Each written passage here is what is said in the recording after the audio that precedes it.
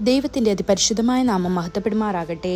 ദൈനംദിന അപ്പം എന്ന അനുദിന വചനചിന്തയിലേക്ക് ഏവർക്കും സ്വാഗതം. ഇന്ന് ഉപയോഗപ്രദമായ പാത്രം എന്ന വിഷയത്തെ ആസ്പദമാക്കി ചില കാര്യങ്ങളെ നമുക്ക് ചിന്തിക്കാം.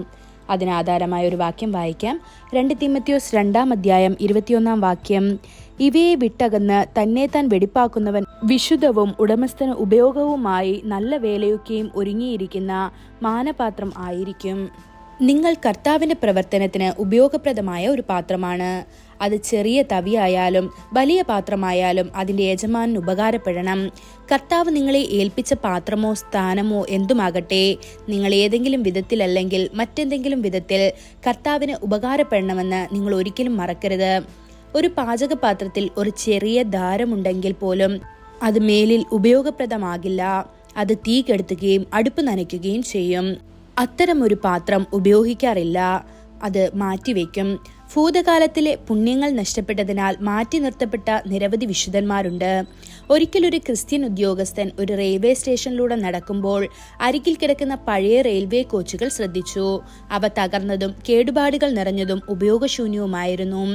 ഈ റെയിൽ കോച്ചിലൂടെ കർത്താവ് അവന്റെ ഹൃദയത്തോട് സംസാരിച്ചു. ഈ കോച്ചുകളെല്ലാം ഒരു കാലത്ത് ട്രാക്കുകളിൽ ഭംഗിയായി ഓടിക്കൊണ്ടിരുന്നു.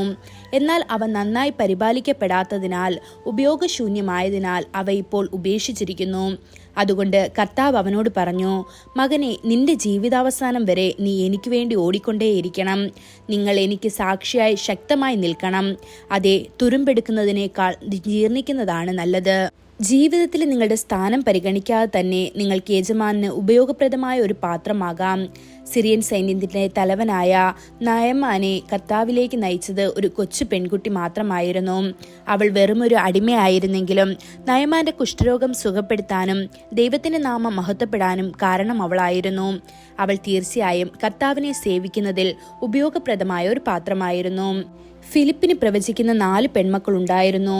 പലർക്കും അവരുടെ ശുശ്രൂഷയിൽ ആശ്വാസവും സാന്ത്വനവും ലഭിച്ചിട്ടുണ്ടാകും. കർത്താവ് അവരെ ഉപയോഗിച്ചു. അതുപോലെ ഡോർക്കസ് എന്ന് ഒരു വൃദ്ധയായിരുന്നു. എന്നിട്ടും അവൾ വസ്ത്രങ്ങൾ ഉണ്ടാക്കി പണം ലാഭിക്കുകയും ദൈവത്തിന്റെ ശുശ്രൂഷകരെ സഹായിക്കുകയും ചെയ്തു. അവൾ ദൈവത്തിന് ഉപയോഗപ്രദമായ ഒരു പാത്രമായിരുന്നു. നിങ്ങളുടെ പ്രായം എന്തുമാകട്ടെ, നിങ്ങൾക്ക് കർത്താവിന് ഉപയോഗപ്രദമായ പാത്രമാകാം.